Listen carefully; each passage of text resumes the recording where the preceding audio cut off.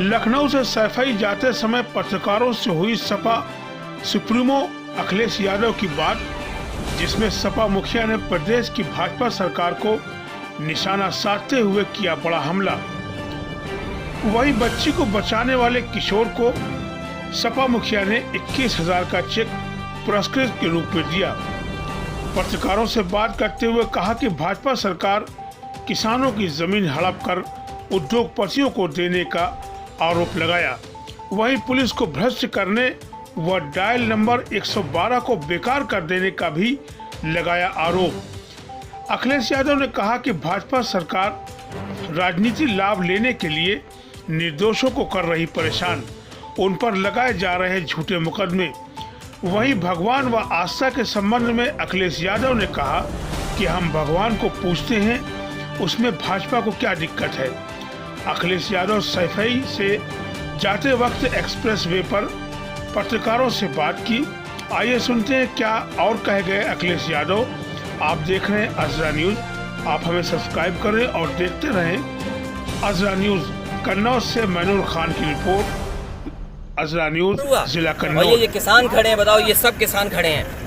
ये मंडी बन जाती तो इनकी आय दोगुनी हो जाती, इनको लाभ मिल जाता जी। 3 साल से मंडी पड़ी हुई है और फिर इनकी आय दोगुनी हुई थी। इनकी भारतीय जनता पार्टी की नज़र है किसानों की ज़मीन पर। मैं आज कहता हूँ, किसानों, तुम्हारी ज़मीन ले लेंगे बड़े बड़े उद्योगपति हो, वो पैदा करेंगे, वो जो चाहते हैं वो पैदा करेंगे। और बाज़ार के ऊपर छोड़ दिया आपने किसान को। अगर बाज़ार पे छोड़ दिया किसानों को तो किसान को लाभ कभी नहीं हो सकता। ये सरकार की जिम्मेदारी है कि किसान को लाभ पहुंचाएं। तभी तो याद कीजिए, यहीं गुरसाईगंज में प्रधानमंत्री जी क्या कह के गए थे कि आपकी आय दोगुनी हो जाएगी, किसान तुम्हारा कर्ज माफ हो जाएगा। बताओ, कर्ज पे फिर डूब जाएंगे ये लोग। इसलिए जो सुविधाएं किसानों को हम दे रहे थे, यही 60, 70, 100 एकड़ की मंडी बन गई होती, यही जो किसानों से पैदा होता फूल उसका इत्र बन जाता। अब किसान भाइयों और कन्नौज भाइयों, आप सोचो, यही एक्सप्रेसवे बलिया और गाजीपुर तक जाना था, अब रह गया। इसलिए आप सोचो, समझो, जात और धर्म के ऊपर वोट डालिए। भगवान विष्णु हमारे, भगवान कृष्ण हमारे, भगवान राम हमारे, और जितने भी भगवान विष्णु के अवतार हैं वो सब हमारे। इसमें भारतीय जनता पार्टी को क्या तकलीफ है? हम देवियों को मानते हैं, इनके घर में हम तो नहीं जानते तुम्हें, लेकिन तुम्हारे घर के परिवार की महिलाएं देवियों की पूजा करती कि नहीं पूजती? अभी नवरात्र आएंगे, सब देवियों की पूजा होगी कि नहीं होगी? तो भारतीय जनता पार्टी की हैं देवियां क्या? ये हमारी और सबकी हैं। भैया, लखीमपुर में एक बच्ची, सरकार ने उनकी मदद की, सम्मान किया। इसी तरह रानी लक्ष्मीबाई योजना थी, उससे तमाम बेटियों की मदद करते थे। अब मदद दूर, छीनने को तैयार है। डीजल कितना महंगा हो गया? बहुत महंगा हो गया। मिल पा रही कि नहीं मिल पा रही? कीटनाशक दवाइयाँ, आय दोगुनी हुई। अगर आय दोगुनी बचा लेना खेती अपनी, नहीं नजर बीजेपी की तुम्हारी खेती पर है।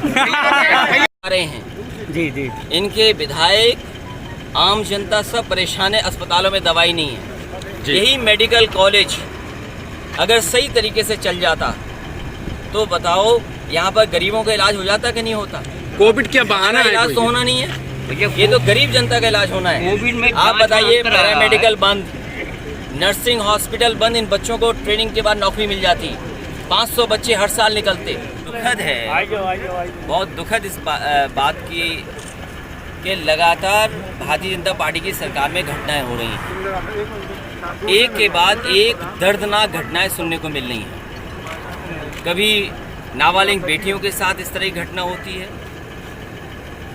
छात्राओं के साथ घटनाएं हो रही हैं, और महिलाएं भी असुरक्षित हैं। और याद कीजिए, उस समय जब लॉकडाउन का समय था, जब हर चीज़ बंद थी, उस समय भी अपराधियों ने खुलेआम घटनाएं की। लूट, अपहरण, बैंकों में डकैती, हर तरफ आप देख सकते हो घटनाएं होती जा रही हैं।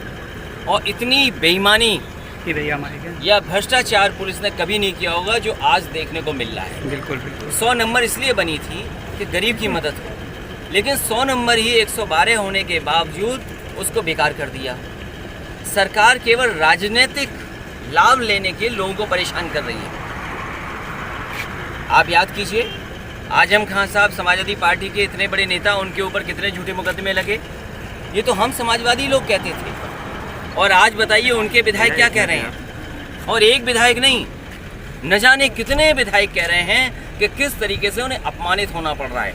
ये सवाल अलीगढ़ के विधायक का नहीं है कि पुलिस ने विधायक को मारा या विधायक ने पुलिस को मारा। आखिरकार इसको सिखा कौन रहा है?